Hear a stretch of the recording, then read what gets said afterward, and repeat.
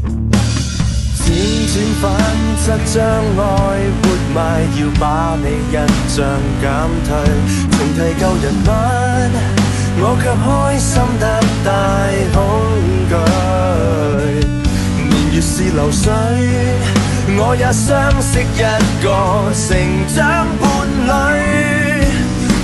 或許是對象面型容貌也似你小孩，我再沒勇氣向你講舊事，沒有勇氣相愛另一次，為你將睡眠忘記，通宵傾談，但已經頓成往事，還是記起無道理的對罵，是年紀小的不知。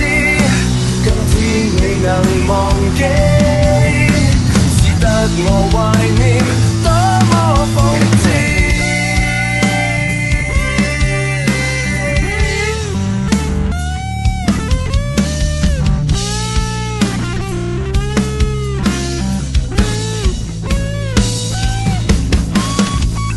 如何逃避這戀愛故事，仍然說得多細緻。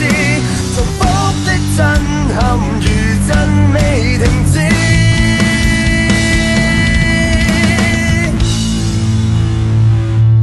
我再沒勇氣向你講舊事，沒有勇氣相愛另一次，為你將睡眠忘記，通宵傾談，但已經頓成往事，還是記起無道理的對罵，是年紀小的不知。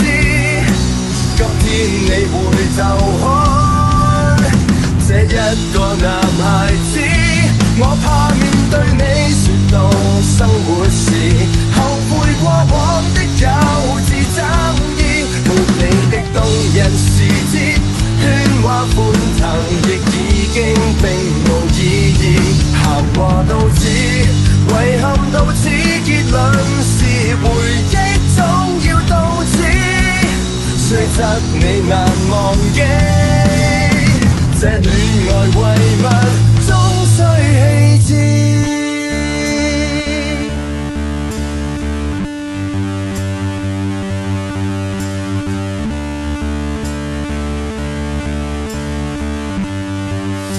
再好好過日子。